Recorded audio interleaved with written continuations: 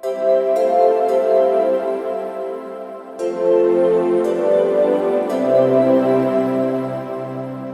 thank you for joining us today.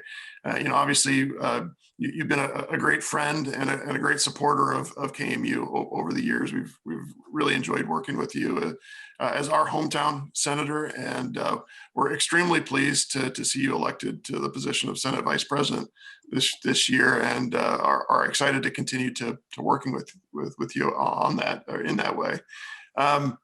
First question, I guess, will come from me, and was just wondering, what does the Senate Vice President do? How does that differ from your role as a senator over the past several years?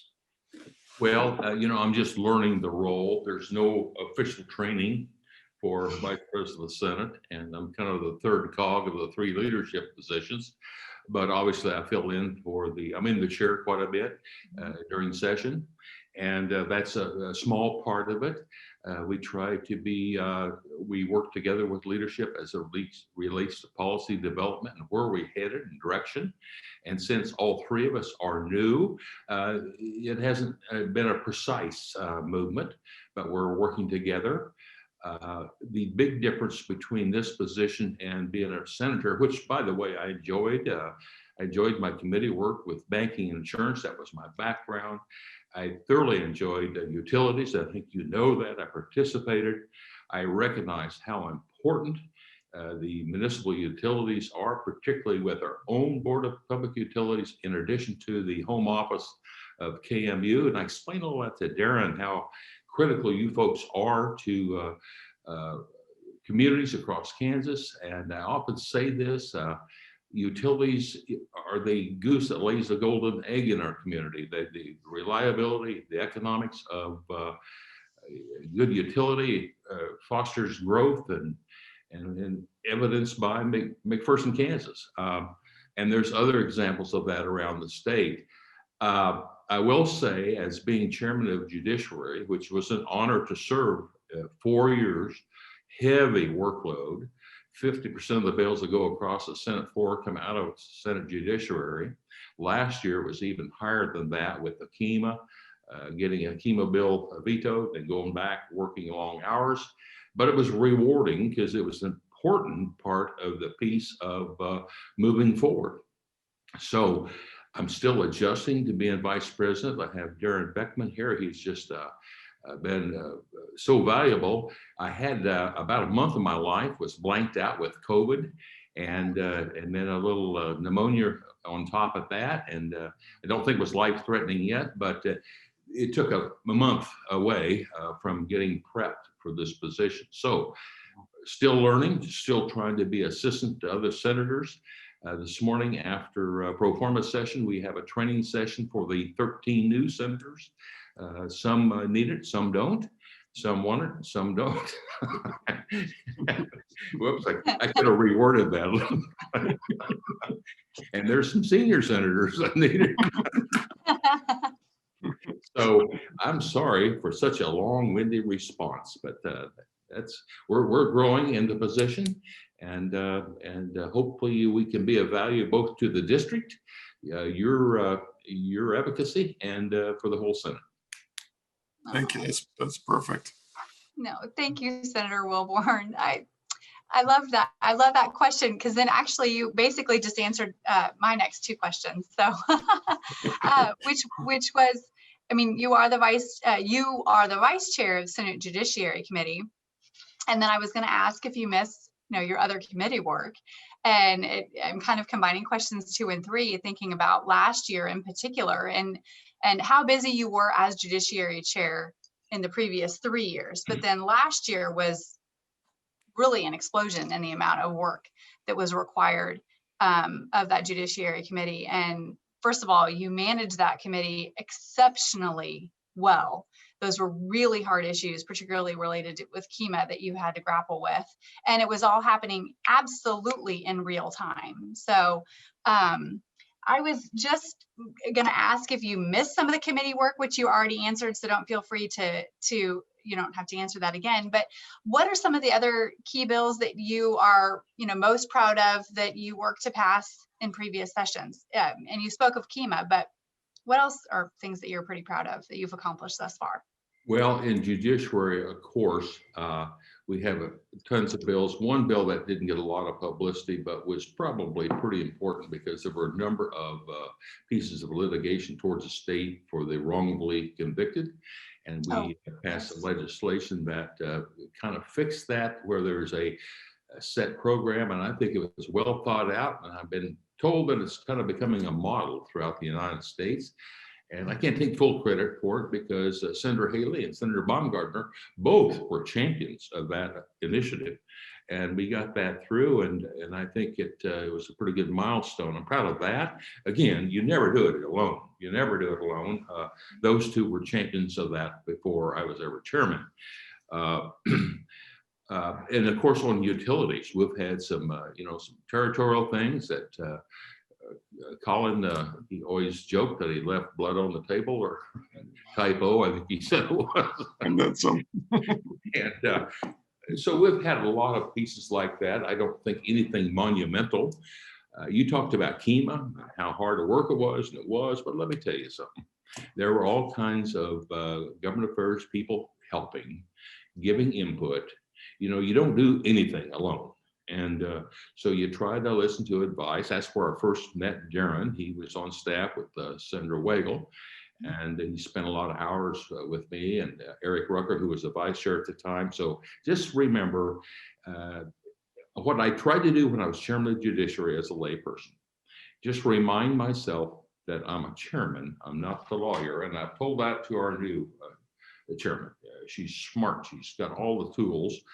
But I think it's more important that you chair the committee, and we have enough outside advice to move forward. So, Senator, we miss you greatly on the Senate Utilities Committee, and kind of turning to the energy and water space where our folks tend to have a lot of their focus. Was just wondering if you're hearing any rumblings of any legislation or other activities that might impact the municipal electric, gas, water, or wastewater utilities. I can tell you, and you know that I'm sincere when I make this statement, I keep my eye out for munis all the time. And all the way back to when I made sure you were on task forces and all that stuff. The only thing I have noticed, and you're aware of every bill that comes down the pike, the statutes to eliminate natural gas or certain power source, I'm watching all that stuff. And I do miss utilities, and I'm not just saying that. Actually, it was a tremendous education to learn about. You think you know a little, and you know a little, but you learn a lot in there. And you and Kim, of course, were key players all the way from minis to wind energy and all that stuff. So again, that's not a direct answer, but yes, I'm paying attention all the time for minis.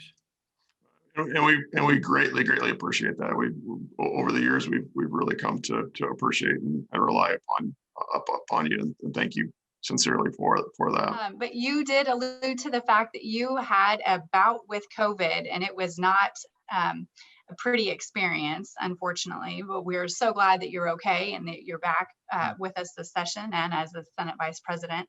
But let's just say, I know next week there's the potential that legislators will have the opportunity to be vaccinated. We'll see how many choose to take the vaccine when it's available. But let's say the session needs to be paused due to COVID. Do you envision coming back for a full session several weeks later? Or are you envisioning a more truncated session to maybe deal with just a couple, primary issues, and then if a special session is needed later, or is it just too early to prognosticate in any way? Well, obviously my response is going to be guarded in the fact I don't know, but I would suspect that we'll have to get some business done, such as the budget. So that, you understand that. You both are very experienced. And so I guess what I'm saying is, we have to come back for the critical issues. There'll be some lobbyists be glad we went home because the bill didn't advance. You know what I'm saying?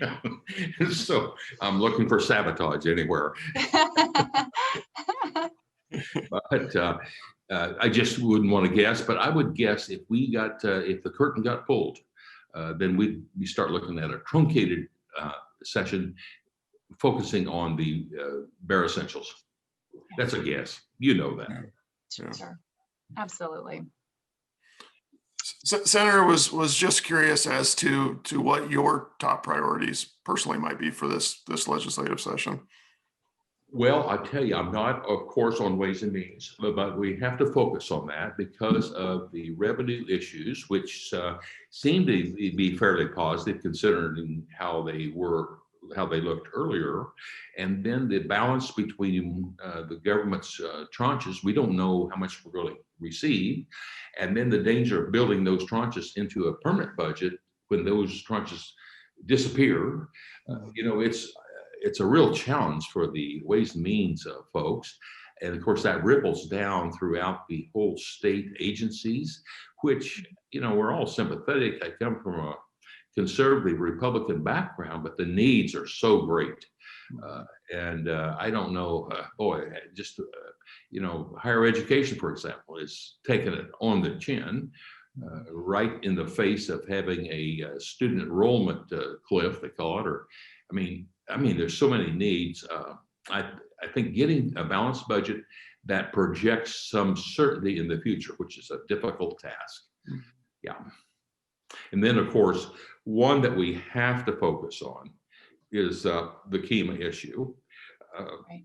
Darren and I attended a session last night for 2 hours with industrial leaders, law enforcement, and their purview as to where we're headed with this. And the general consensus was that our KEMA that is in place now is pretty good, just was never designed for the pandemic.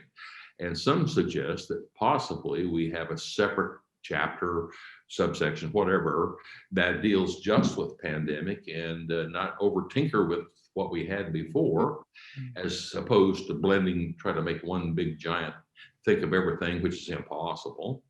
And so that's kind of where we're, those are big goals we've got to get done. And there's always partisanship. And if we can just try to get that to a minimum, then maybe we can make some progress.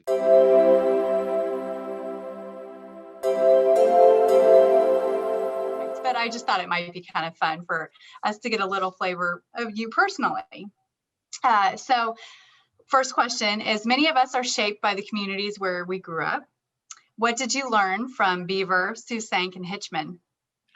Well, obviously, I grew up there in the 50s, and back in those days, that was kind of a heavily energy oil. And so I got a lot of my classmates from a one-room school, don't laugh, 8 grades in one room. A lot of those families were oil company families, and they had oil camps. So it was a great indoctrination to a different culture than just an agriculture farm boy, you know what I'm saying? So we had a little cultural mix that you probably don't get in most rural communities. This is probably a piece that will be cut away from this video, but there's a little town called Beaver, and a nice little Catholic community, and they sold beer at the elevator, at the gas station, at the bowling alley, at the barber shop, and the bird joint.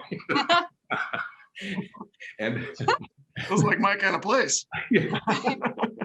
So you got exposed to that. Then also in Beaver was a very conservative church called the Friends Church. Shannon and Beaver were friends, and Jerry Moran attended Bible school over there. It's just to give you a little. His dad was an oil field pumper before he moved to Plainville, and so yeah, rural. And the other part was in small towns. And then I went to Houston High and played sports. Was not outstanding. I was outstanding in my mind, but I was not as good. I played taller and faster then, and but it was a wonderful place to grow up. Unfortunately, there was a farm about every mile. Now there's a farm about every 5 miles, and the oil field pumpers, now a lot of that's automated with satellite imagery, reading the gauging the tanks. So the oil population is just a tenth of what it was, and it's rural America is becoming decimated. But that's a long story, but it was a wonderful time and a wonderful place to be raised. We hunted and did all those things, you know. Oh, I love that. One quick story. I was invited by Greg Schnocky. He was the chief of staff by Bob Dole. Invited me to come back to Washington, D.C. to attend the George Bush presidential, the message. Then afterwards, Dole had a number of people in his office, and he said to me, "Well, Rick," he says, "I think you and I are the only two in Washington, D.C. that knows where Susanne, Kansas is." So, of course, someone had prepped him, I'm sure. That's great. Oh, I love that. Thank you. And Susank is one of my favorite names. That and Kichai. I love those names. Kichai, good municipal utility. And that's pretty close to your country up there. Yeah. Yeah, real close to Colin too. Absolutely. So McPherson County has a population far larger than people realize. Which community in the county outside of McPherson is the most overlooked and quietly punches above its weight? It's your chance to showcase your McPherson County. Yeah, that's a good question. Obviously the one that comes to mind would be Lynchburg, but they're not overlooked. Right. Methodist had a great sports tradition, the college there, and of course there's Swedish heritage. I think a town that is probably overlooked a little bit is Inman. They have such a community spirit. They've had some leadership with balanced budgets. They get things done. Mennonite heritage there, school system they're proud of, and they're right between McPherson and Hutch, so it's just a pass-through community. But there are people, that's quite a community. And Mound Ridge is right there too. If you could be a state senator in any other country in the world, which would it be and why? Oh, that's a tough one. I'm not that knowledgeable about in any other country. Any other country in the world. Boy. Or a leader, a political leader. I still am annoyed, but also attracted to the British Parliament and the way that operates. And it's almost like a folklore. Every time you watch it, you think you roll. I think Britain probably. Okay, true or false? Forbes has consistently rated McPherson Board of Public Utilities as the best place to work, with generally the best people raising its overall awesomeness. True or false? True. Definitely true. What I love about the Board of Public Utilities in McPherson and their employees? They forever have held them in such high regard and tried to pay them a commensurate rate, and they can afford homes, and that is not true in every community, and they can hold their heads high in the community by living in good homes, and their families are well taken care of. It's amazing. Yeah, actually. Okay, last question. If you had to choose the time period in Kansas's history, other than the one that we're in right now, to be a state senator, what time period would it be and why? I wouldn't have been very good, but I think around, I think it was the 20s when we were very rambunctious and they had fist fights. I've seen that from a distance. But, Kansas has, and I'm sure you're much more learned on this, but Kansas has quite a history of turbulence over the years. And, I actually was a lobbyist up here in the 80s, and it was so much different then. Smoked in the hallways, and there were other things that went on that we can't talk about here. And those were fun times too.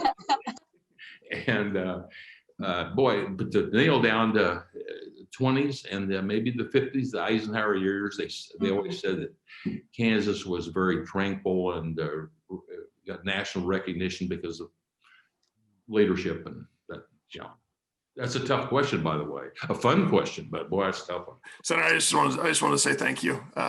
We really appreciate you taking time out of your busy schedule. We appreciate you putting up with Kimberly and I. Oh, it's a burden.